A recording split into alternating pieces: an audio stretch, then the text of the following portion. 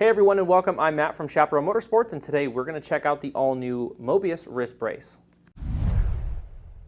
As you may know, wrist and knee injuries are super common in this sport, so it only made sense for Mobius, who really excelled with their X8 knee brace, to come out with a wrist brace using the same technology in R&D.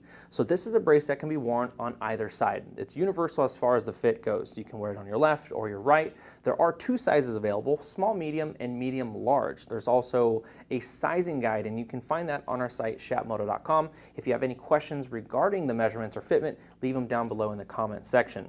Now, this brace can be worn if you do have an existing wrist injury, or you're just looking to prevent injury like hyperextension and also lateral and medial injuries. That's your side-to-side motion. This brace will do just that.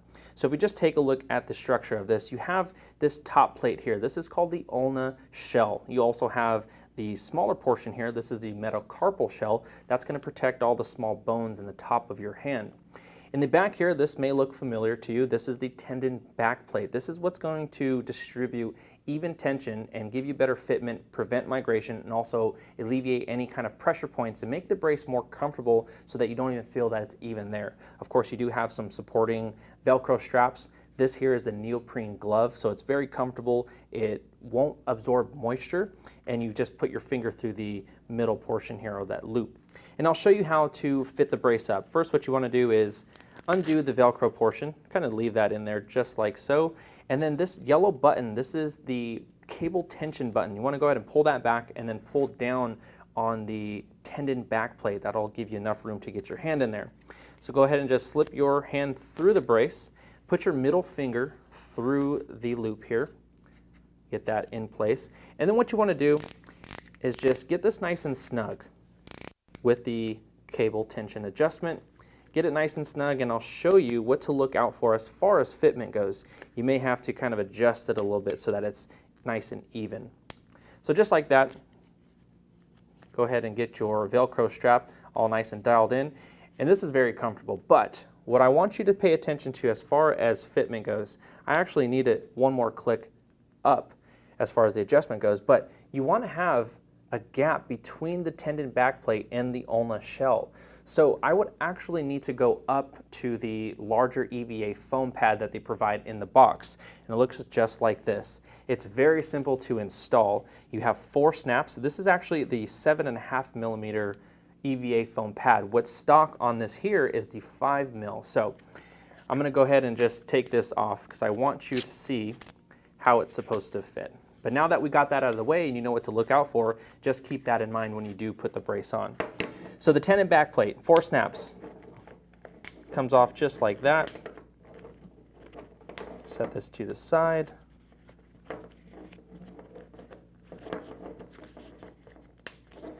And then it snaps right in. This is very simple to do. And once you get it all dialed in, you don't need to worry about that later on down the road. So we'll go ahead and we'll fit this back up here. I can already feel how much thicker that EVA foam is. We'll get the Velcro in here.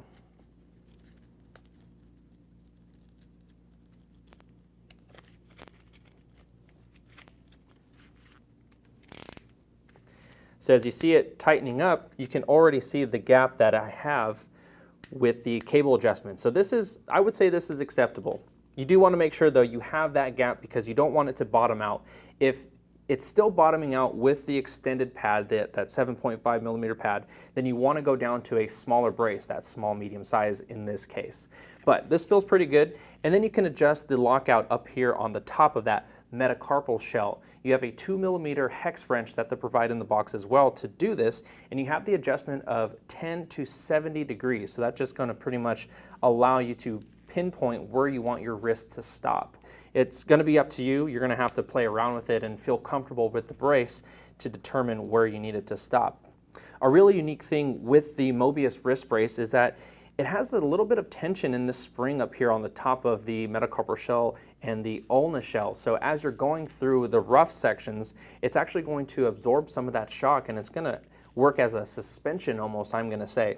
Now, as far as the material goes on the shell construction, this is made with the same material in the knee brace. You have glass-filled nylon. It's a durable, abrasion-resistant, impact-resistant material, and they went with a new cable material. This is actually called the UHMWPE, Ultra High Molecular Weight Polyethylene Fiber. It's a very, very durable fiber. It has a high tensile strength, so it's super strong. It's actually replacing Kevlar in some occasions as well, and the military uses this stuff, so it's really, really high tech. So that's about it as far as all of the features and benefits of the Mobius wrist brace. Again, it's going to protect you against hyperextension, medial and lateral injuries to the wrist, and this thing just feels super comfortable once you get it dialed in. Just keep in mind again what I was mentioning about the gaps as far as fitment goes. That's very important because if it doesn't fit right, it's not going to give you the highest level of protection, which is why you're wearing this in the first place to begin with.